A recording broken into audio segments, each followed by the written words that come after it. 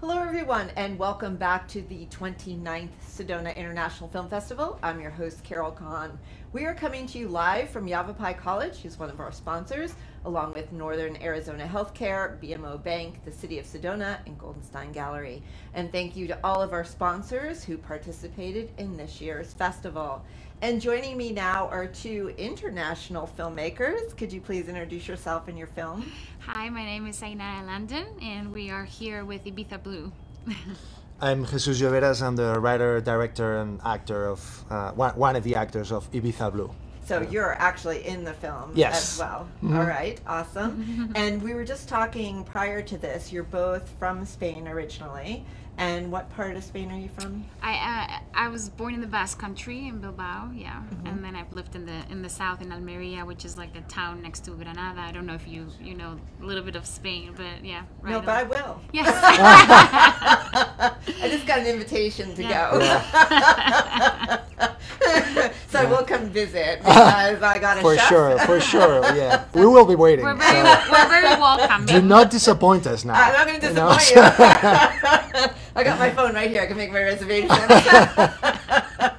Just as we leave, like. Yeah. Before you go, I'm getting your number. Okay. What kind of food do you cook?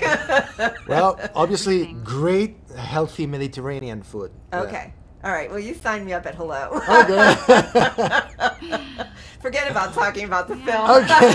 Let's talk about paella and wine. Yeah, let's talk about wine and coming to Spain. I don't care about this, right? Well, there's a lot of food in the film too. A lot of, Yeah, yeah, drinks mostly. Yeah. Well, tell us a little bit about your film. Well, we're very excited to be here. It's a romantic drama set in Ibiza, in one of the islands in Spain, and it's based in it's set in post-COVID, so it's not about COVID and it's not about that, but the setting is, and it was shot during COVID, so restrictions, and yeah, it's about the life of three people who have lost someone or are dealing with loss and grief, and they end up in this Ibiza, right, which is like a lot less people and a lot more quiet than it would normally be. So it's a perfect setting for them to find themselves and deal with what they're dealing in life right now. And what was that like actually shooting during COVID? Because I know Spain was really strict with COVID regulations. So yes, how was that? Spain got hit pretty hard with Italy. So they were both, there was a lot of restrictions, and I mean, you can talk a little bit more about how that was. No, basically, so as you said, we were still with heavy COVID-19 restrictions, so we assembled a small crew, so to be able to make our lives easier when it comes to shooting our film, and not having any trouble with the permits and everything. So we were a much smaller crew than it would usually be in a feature, but everything went very smoothly, and that in a way helped the film get a faster dynamic when it came to shooting, and also to create this intimate atmosphere that we were definitely looking for, and I was looking for as a director, dealing with the lives of these three characters, which is as she said, is a film about love, friendship, and grief. Of these three characters are dealing with grief of people they've lost too early, something that unfortunately happened a lot during COVID, and sometimes it happens in life, with accidents or unexpected illnesses or things like that, and I thought that was a very interesting subject. So that small crew helped create this intimate atmosphere, and it went really, really well. And it helped for the film that we were trying to do, because I mean, we wouldn't have been able to get Ibiza the way that it was with, it would have been harder with a lot more people and everything. It was kind of like a setting. Yeah, definitely. So Ibiza, a lot of people know Ibiza, but Ibiza is popular for being this party island in a way. Yes, you know, I was it's gonna very say that. I was it's gonna very ask you popular that for question, clubbing. But yeah. during the pandemic, all the clubs closed. So and after and they remained closed for 2 years. So we knew we had this small window to shoot the island as it was during that period, because and we got what we really wanted. Ibiza, it's an island that I know not only for the party, obviously, but that other side, and that other side was a side that I wanted to portray in this film, and something that interests me a lot. So it was perfect. Yeah. Yeah. So did you go to all the parties in Ibiza? Well, not really during the During that shoot, time, but I mean, I've been a couple of places. Once Yes. or twice. It's like Las Vegas. That's what I understand. Yeah, exactly. So when you think about Las Vegas, it's a perfect example. It's all the casinos, all the parties, all the craziness. Yeah. Imagine Las Vegas as a romantic place. It sounds impossible. Same thing with Ibiza. Wow. But not the same, because Ibiza has a lot more. Yeah. I lived in Vegas. I think I'd rather go to Yeah. Spain. But in the sense that you would never shoot a romantic film, or it would be very hard to think about a romantic film, a classic romance in Vegas. So it's the same thing in Ibiza. You think about Ibiza, it's this crazy island. You would go to another of the beautiful islands of the Mediterranean, like Formentera or Menorca, which are beautiful Spanish islands as well. But Ibiza has that too, and that's what we wanted to show as well. Use Ibiza as this beautiful character as well. Well, awesome. Well, we have a clip of the film, so let's take a look at that now.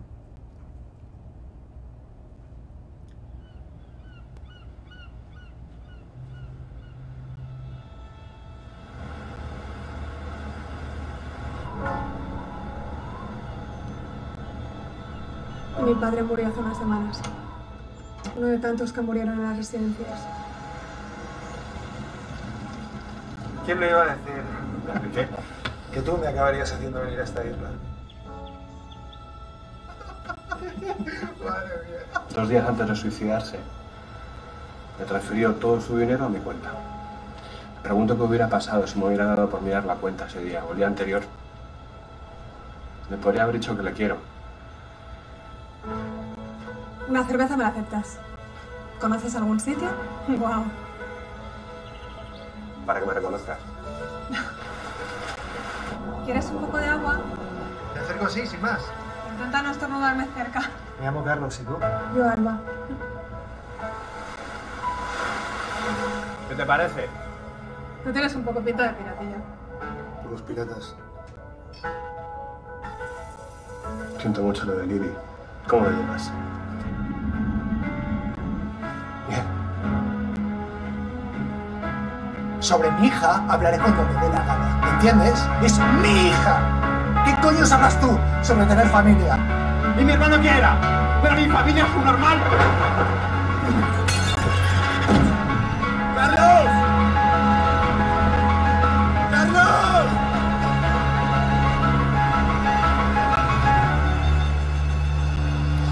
No puedes decir que has estado en Ibiza hasta que te has bañado en pelotas en la playa.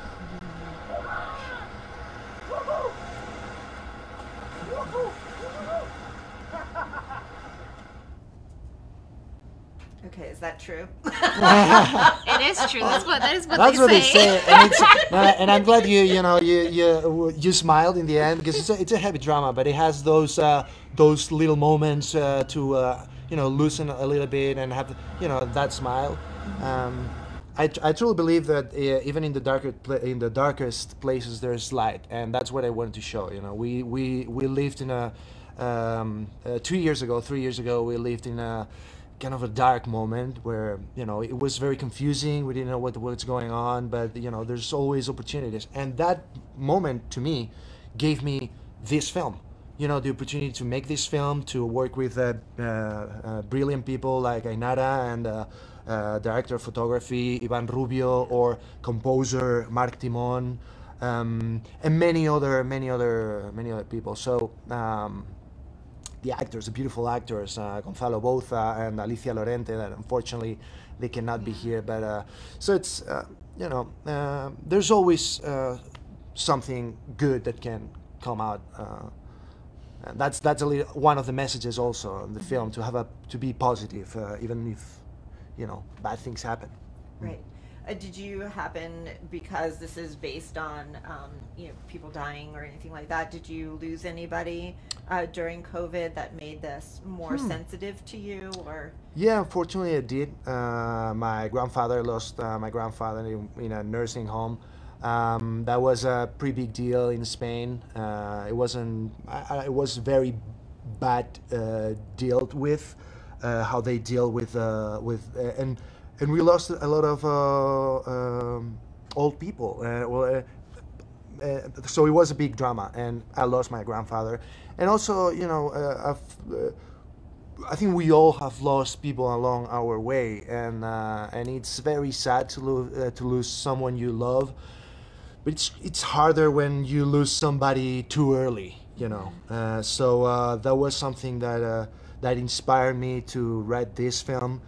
And as I said, that even in those moments, there's good things that you can think of to keep going, and yeah. And in doing the film, because you directed it, but what was it like for you to actually act in the film, and then to be part of the story? So for me, one of the main things is to work with talented people around you, with people you trust. And that's why those names I just mentioned. I thought you were going to say, and that's why I hired myself to be an actor in it. No. I mean, yeah, that's to save some of the budget, but yeah, I mean, working. He's not ego. He doesn't have an ego, does he? No, I mean, meaning that to do that, you really need to trust who you have around more than in a normal situation. So you really need to trust your producer, your director of photography, everyone who's around you, because sometimes they are the ones with the eyes.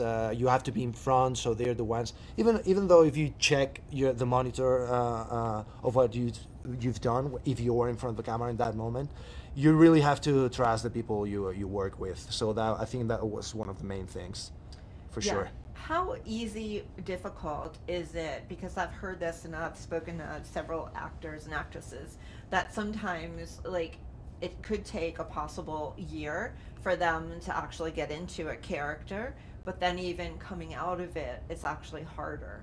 So did you experience anything like that in doing this particular film? Did you feel like it was hard for you to come out of character, or was it relatively just a normal circumstance? Well, I guess there are different methods actors use. In my particular case, it's not like that. Sometimes if it's a very complicated, weird character, something you really have to work a lot to get into the mood. Not my case. In this case, it was, not only for the actors, because some other crew members that were working in this film have, we've all lost people we love. So when you deal with these subjects in your film, certain moments everyone's affected by them. But yeah, so short answer wasn't my case. Obviously you need some moments. Sometimes it's shorter or longer to concentrate and know where you are, what's the situation, where you come from, where you're going, and who are you in this film, what's the scene, and what's the scene you're working in the whole picture. But other than that, it was in my case pretty fast. Yeah. Well, you also wrote it, so I think that he wrote a part that you were also familiar with, or something that it would resonate with you. So sometimes it's easier to tap into those characters, right? Whether if you have something that requires a heavier transformation physically and mentally, then I can see how that takes you in a longer journey towards it and then coming out of it, right? But I think in your case it was a very... especially because this film, one of my main objectives was to be very, very real, very honest, and so that made that, and very human, because of everything we were living and still living today. Yeah. So yeah. And the title of the film? I know it's shot on there, but It's La Corriente in Spanish, and it's Ibiza Blue in international in English. Yeah, we just thought Ibiza Blue out there. You know, more people resonate with Ibiza, and La Corriente it means the current. So yeah, and in Spain we say to let yourself be, to go with the flow. That the literal translation would be let yourself be carried away by the current. So déjate llevar por la corriente. No, but at the same time, literally, one of the characters need to be let himself be carried away by the current to hopefully you'll come to see the film and understand why. But yeah, Ibiza Blue. I think it's also a color that that we associate with friendship, love, optimism, and I think in English there's some other associations. But so I thought mixing Ibiza with that with blue, sometimes might think strange, but for this film you'll understand why. Yeah. All right, awesome. And how could people find out about your film? we have a website that we be updating with all the news and festivals, and hopefully somewhere where it can be access to the public, like we don't have yet. Yeah, and we have obviously we are on Instagram, Facebook, and Twitter as La Corriente Film, at La Corriente Film, and so you can find us like that. Obviously, we'll be posting here during the festival, so they can associate Ibiza Blue and La Corriente. I know it might be confusing, but we'll try to make it easier for everyone. All right, you better. And then, as far as your film being shown, when's it being shown?